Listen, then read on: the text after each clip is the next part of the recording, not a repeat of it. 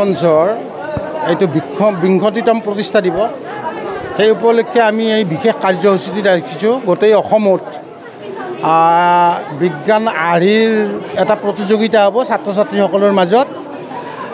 এইটো গোটেই এতিয়া ডিষ্ট্ৰিক্ট ৱাইজ এইবিলাক হৈ আছে, জিলা ভিত্তিক, আৰু জিলা ভিত্তিক হোৱাৰ পিছত এই অনুষ্ঠানটো ৰাজ্যিক ভিত্তিত হ'ব IIT গুৱাহাটীত অহা 6-7 জুলাইত।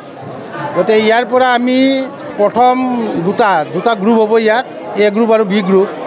A গ্ৰুপত আমাৰ হাইস্কুলৰ ল'ৰা ছোৱালী আৰু B গ্ৰুপত কলেজৰ হায়াৰ ছেকেণ্ডাৰী তাৰ মানে। গতিকে এই দুটা গ্ৰুপৰ মাজত আমি দুটা গ্ৰুপ আমি চিলেকশ্যন কৰিম। তাৰমানে 4টা গ্ৰুপ ইয়াৰ পৰা চিলেকশ্যন হৈ যাব আৰু এওঁলোকে ৰাজ্যিক যি তাতে প্ৰদৰ্শনী প্ৰতিযোগিতা হ'ব তাত তেওঁলোকে যোগদান কৰিব। আৰু তাৰ পৰা যিবিলাক চিলেকশ্যন হয় তাতে তেওঁলোকক চবকে পুৰস্কৃত কৰিব আৰু তাৰ পৰা হয়তো ইণ্ডিয়া লেভেলত যদি কিবা হয় তালৈকে তাৰ পৰা যাব পাৰিব। তাৰপিছত ইয়াতে আমি প্ৰত্যেকটা গ্ৰুপকে যিবিলাক পাৰ্টিচিপেণ্টছ আছে সেই পাৰ্টিচিপেণ্টছক আমি প্ৰত্যেককে চাৰ্টিফিকেট দিম আৰু তেওঁলোকক একোটা সৰু গিফ্ট দিম আমি ইয়াৰ প্ৰত্যেকটা পাৰ্টিচিপেণ্টছক। আৰু ফাৰ্ষ্ট ছেকেণ্ড যি 4টা গ্ৰুপ হ'ব সেই 4টা গ্ৰুপৰ কাৰণে আমি বিশেষ পুৰস্কাৰৰ ব্যৱস্থা কৰিছোঁ। আৰু এই আমাৰ যিহেতু স্বেচ্ছাসেৱী সংগঠন, গতিকে আমি প্ৰত্যেকেই নিজে অৰিহণা দি এইবিলাক আমি আগবঢ়াইছোঁ। আমাৰ প্ৰত্যেকজন সদস্য ইয়াত জড়িত হৈ আছে, প্ৰত্যেকজন সদস্যই ইয়াত অৰিহণা যোগাইছে আৰু তাৰ পৰাই আমি ছাত্ৰ ছাত্ৰীখিনিক উপকৃত কৰাৰ কাৰণে আমি এই কাৰ্যসূচীটো আৰম্ভ কৰিছোঁ। নমস্কাৰ, মোৰ নাম শ্ৰী ৰক্তিমা কলিতা। মই পলাশবাৰী ছোৱালী স্কুলৰ পৰা আহিছোঁ। মই 10মান শ্ৰেণীৰ ছাত্ৰী। মই প্ৰথমতে ইলোৰাম বিজ্ঞান মঞ্চক ধন্যবাদ জনাব বিচাৰিছোঁ, কাৰণ এইটা অনুষ্ঠান পাতিছে। তো ইয়াত বহুত ল'ৰা ছোৱালীয়ে অংশগ্ৰহণ কৰিছে, তাৰ ফলত বহুতো সমস্যাৰ সমাধান হিচাপে লৈ আহিছে। তো ক'বলৈ গ'লে আমাৰ এতিয়া বৰ্তমান সময়ত আমাৰ বহুতো সমস্যাৰ সৃষ্টি হৈছে। তো চৰকাৰ সমাধান কৰি আছে, বাট তথাপিও আমাৰ ছাত্ৰ ছাত্ৰী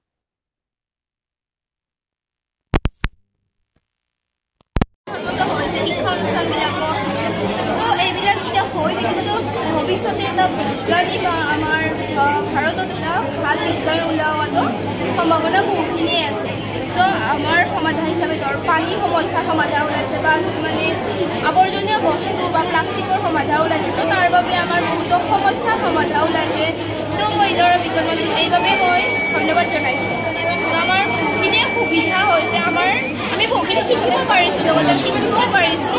আমি এইটো বনাইছোঁ, তো আমি বনালে তো আমি অংশগ্ৰহণ কৰিবৰ কাৰণে বনাইছোঁ। তথাপিতো কিন্তু আমিতো প্ৰথমতে আমি জনা নাছিলোঁ এইবিলাক কথাৰ, বা আমি যদি অংশগ্ৰহণ কৰিব নাহিলোঁ হয় তো এইবিলাকৰ কথা আমি বুজি নাপালোঁ হয়। তো আমি অংশগ্ৰহণ কৰিব পাৰিছোঁ, আমি নিজেও বনাইছোঁ, আমি এটা নিজৰ সমস্যা সমাধান কৰিছোঁ বুলি আমি ভাবোঁ। তো সমস্যা সমাধান কৰিলে ভৱিষ্যতে আমিও দেশখনৰ বাবে কিবা এটা কৰিব পাৰিম বুলি সেইখিনি আশা থাকে। এই অনুষ্ঠানটোৰ পৰা যথেষ্ট উপকৃত হৈছে আৰু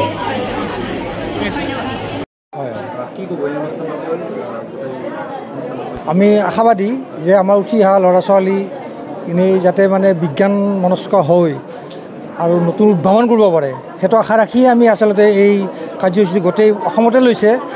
আমি দক্ষিণ কামৰূপ শাখাই কামৰূপ গ্ৰাম্য জিলাৰ হৈ আমি ইয়াত অনুষ্ঠিত কৰিছোঁ, যাতে উঠি অহা ল'ৰা ছোৱালীখিনিয়ে বিজ্ঞান মনস্ক হৈ আহি আৰু নতুন উদ্ভাৱন কৰে, সমাজৰ উন্নতি হয়, সেই কামনা কৰিছোঁ।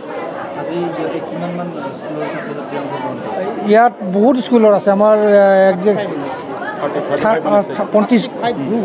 35 গ্ৰুপ আৰু স্কুলো বহুত আছে। এই অনুষ্ঠানটোৰ যদিও উদ্দেশ্যটো স্পষ্ট, তথাপি আপোনালোকৰ মুখৰ পৰা জানিব বিচাৰিম এই উদ্দেশ্যটোৰ ক্ষেত্ৰত। উদ্দেশ্য আমাৰ হ'ল আমাৰ বিজ্ঞান মনস্কতাটো আমি মানে বিজ্ঞানৰ অন্ধবিশ্বাস কুসংস্কাৰৰ বিৰুদ্ধে আমাৰ ইলোৰা বিজ্ঞান মঞ্চ অহৰহ কাম কৰি আছে, আৰু সেইটো যাতে সমাজৰ পৰা দূৰ হয়, অন্ধবিশ্বাস কুসংস্কাৰ দূৰ হয়, আৰু তাৰ মাজেৰেও যাতে উদ্ভাৱনী শক্তিটো আৱিষ্কাৰ হৈ ওলায় আমাৰ মাজৰ এই গাঁও অঞ্চলৰে আমাৰ এই অঞ্চলৰ পৰা যদি কিছু ল'ৰা ওলায় উদ্ভাৱন নিজৰ শক্তিটো, সেইটো কামনা কৰিছোঁ আমি।